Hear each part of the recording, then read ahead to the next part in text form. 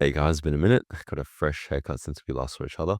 But in this video, I want to show you exactly how you can filter out through all of your high volume of inbound leads and actually get a lot more quality of leads. Because obviously, you're getting a lot of people coming into your business, but not a lot of people are high quality. And how you filter through this large volume is exactly as follows. So the first one is pre-framing your content and plus training your setter well. So in terms of that, you want to immediately start doing YouTube videos. Research your best competitors, copy their thumbnails, their YouTube videos, and start nurturing people on YouTube. The next thing is that you want to pre-qualify people with stronger call to actions on your stories and actually have a proper sequence to dominate all your stories. So how that looks like on each of your sequences. So you always showcase your results. You have an angle. So why your process is much better than other people's systems and why their process is worse than yours. And then actually give away the process and insight, maybe one to three steps. Tell people the identity. What do they actually achieve once they actually implement this system or implement this structure that you have for getting into Harvard, for example, like an email template?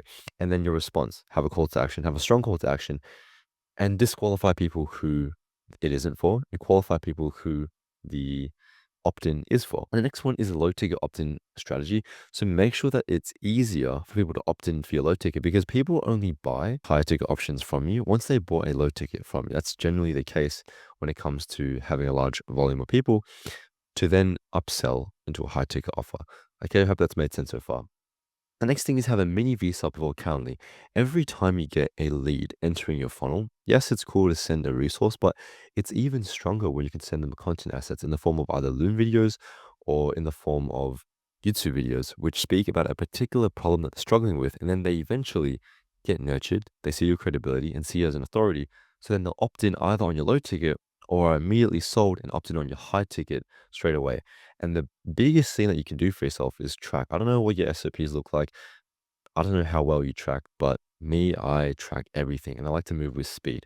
So when you track, count the amount of warm outbound leads you have, the amount of cold outbound leads you have, the amount of inbound leads you have. Obviously, you may have a lot of inbound leads if you're getting a high lead flow, and then track the positive reply rate, the Loom send rate, which is obviously this is content assets, and then track the calendar send rate, the appointment booking rate, the close rate, and the amount of messages that you get or that you send every single month.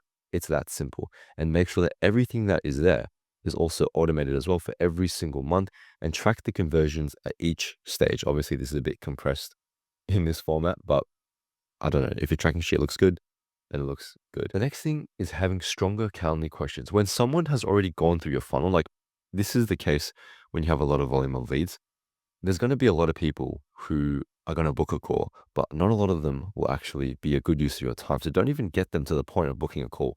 Only book calls with people who are highly qualified individuals who you know will actually buy from you.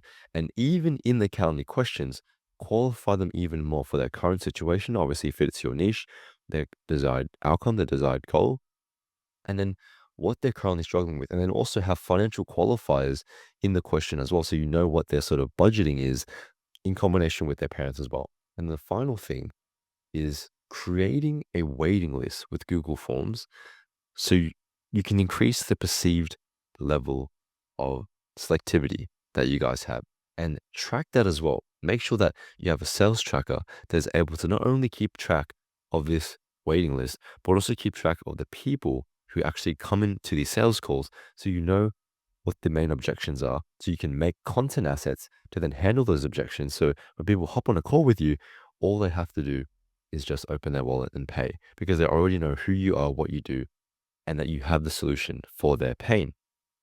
And tracking whether or not they pay in full, they split pay, they give a deposit, and the amount of revenue that you generate is going to be absolutely influential in deciding whether or not you guys actually hit your 20K in this month or the next month, and eventually 100K. But I hope you found some value. Let me know if you have any questions. Hope to speak to you soon. Bye bye.